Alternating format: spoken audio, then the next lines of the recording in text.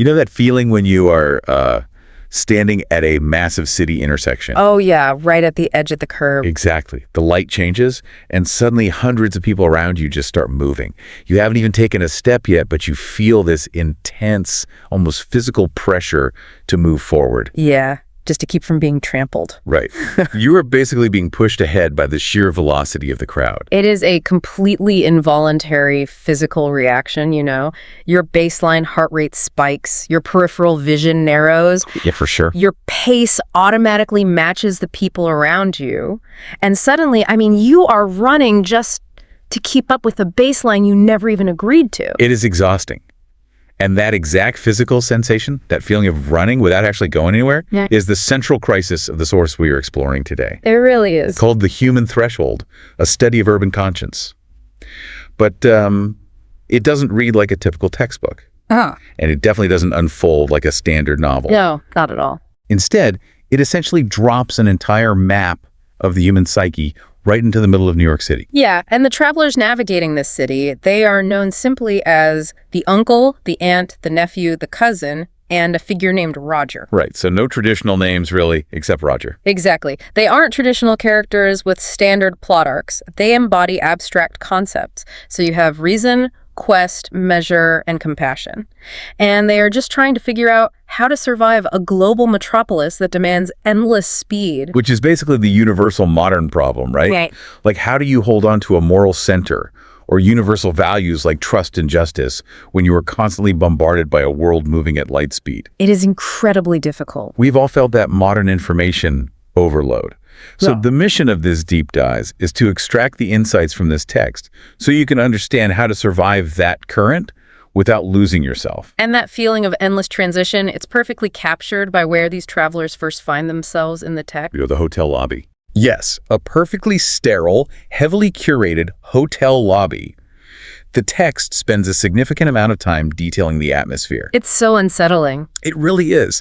The light mimics daylight, but it explicitly isn't daylight. Everything is bright and orderly, yet nothing feels settled. Right, and the receptionist has this smile that is totally flawless, but completely unfamiliar. Exactly. Okay, let's unpack this a bit. Yeah, because it instantly reminds me of the uncanny valley of modern digital interfaces. Oh, that is a great comparison. Right, like scrolling through a beautifully designed social media feed feels exactly the same way. It is bright, it is perfectly curated, the algorithm serves up exactly what it thinks you want with this flawless digital smile. But it leaves you feeling entirely unsettled. Yes, it is an environment that feels sterile because it lacks actual human friction. And the cousin in the narrative touches on the purpose of that sterility. He looks around the lobby and observes that hotels do not exist to make a person feel like a guest. Wait, really? Then what are they for? They exist to remind them not to settle. It is the architecture of transition. It is what we call a liminal space. A place designed specifically for waiting, for passing through, rather than for existing. That structural intention leads to this incredibly profound moment. Yeah. When they finally get up to their room, the uncle simply refuses to unpack. Yeah, he has zero intention of doing so. He just sits on the edge of the bed and calmly tells the group that they will not stay here, they will only pass through. He takes a room designed for comfort and deliberately turns it into a threshold. And by refusing to unpack, he creates this heavy silence in the room. The text specifically notes that this silence was not empty.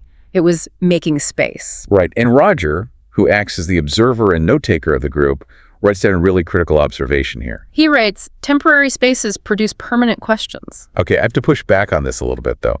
I really struggle with the aunt's takeaway in this specific moment. Well, she looks out the window at the city pouring into the room, and she claims that a person thinks more in places where they do not feel at home. But, I mean, do we really need to feel unsettled and uncomfortable to have deep thoughts? You're not convinced? Not entirely. I feel like I do my best problem solving when I am completely relaxed in my favorite chair. Okay, fair enough. You might solve a puzzle or brainstorm a project in a comfortable chair, sure, but you don't necessarily question the foundation of your life there. Okay, I see where you're going. When your environment is perfectly aligned with your habits, your brain conserves energy by running on autopilot. You are comfortable because there is no friction. Right. But when you are in a temporary or unfamiliar space, that autopilot disengages. You are forced into a state of heightened presence. So the discomfort is actually a mechanism to force the brain awake. Exactly. The cousin brings up a presentation on his laptop to make this exact point. He argues that artificial environments, whether it's a sprawling city grid or an endless digital feed, they enlarge a person quickly, but they do not deepen them. He states explicitly, depth cannot be designed. Because design is almost always about removing friction. Like a perfectly designed app removes every possible barrier to scrolling, so you never have to think about what you were doing. Yes, and depth requires the friction of the unfamiliar. As Roger points out shortly after, algorithms and systems expand and accelerate, but they do not generate meaning on their own. You need that unsettling threshold to wake your conscience up enough to actually ask permanent questions. And the uncle recognizes this completely. He tells the group to listen to what the city will ask of them, but warns them not to rush to answer. Yeah, an ambulance siren blares outside, and they do not even flinch. They are trying to preserve that internal space before the environment forces them into motion. But that fragile internal quiet can only last so long indoors. Right, eventually they step out of that waiting room, and they are immediately hit with the physical reality of all that relentless momentum. The street level. Yes. The text shifts the tone dramatically here. It describes the city not as something out there, but as something moving actively toward them. It was moving into them. The spatial description here is vital. The sidewalk is wide, but the walking is narrow. Everyone is moving incredibly fast, yet nobody seems to be hurrying. It's that running without running feeling. Exactly. The nephew immediately starts walking faster to match the rhythm of the crowd. He realizes something fundamental about urban environments. If you stop, the city just pushes you aside without even registering your existence. Roger writes that systems work the exact same way. They do not exclude the one who stops. They simply ignore them. That is such a chilling line. It is, but I read that line and immediately wondered, is being ignored by the system actually a bad thing? What do you mean? Well, we spend so much energy terrified of falling behind, right? Terrified the algorithm won't favor us or the corporate ladder will pass us by. What if being ignored by that relentless machine is what finally gives you the freedom to regain your humanity? Like, if the system ignores you, aren't you finally free? What's fascinating here is you would think so, but total disconnection often dims to isolation, not freedom. Okay, fair point. The text argues that the real goal isn't just escaping the system because you still have to live in the world. The goal is maintaining your humanity while existing alongside it. Right, you can't just move to the woods. Exactly. To truly understand why the uncle is trying to preserve their conscience, we have to look at what the speed of the system is actually doing to human neurology. The aunt touches on this consequence beautifully. She lags behind the group for a moment, looks into a storefront window at these flawless, expensive mannequins. And observes what? She observes that a person must learn not to feel like a product here. Yeah. Because moving at the speed of the system commodifies you. You start viewing other people as obstacles in your way, and you view yourself as just an object in continuous motion. This maps perfectly onto documented psychological phenomena. When the human brain perceives that it is moving at high velocity, or when it is under intense time pressure, it enters a mild survival mode. Yeah, your cognitive load maxes out just trying to process the immediate incoming stimuli, dodging the person walking toward you, catching the train, filtering through 100 emails. You literally don't have the bandwidth. Exactly. In that state, the brain literally deprioritizes the neural pathways responsible for empathy. It takes too much processing power to wonder about the internal life of the person you are trying to walk past. So empathy is heavy. And speed requires you to travel light. Yes, which gives so much weight to the aunt's note from back in the hotel room. She wrote, "Compassion is the antidote to speed." Not better time management, not higher efficiency. No. Compassion. That is so powerful. Because compassion requires the one thing speed cannot tolerate, which is pausing. It is the radical act of allocating your cognitive resources away from your own momentum and toward another human being. It forces you completely out of a transactional mindset. Compassion is the willingness to risk being ignored by the system, just for a moment, to slow down enough to see humanity again. Exactly.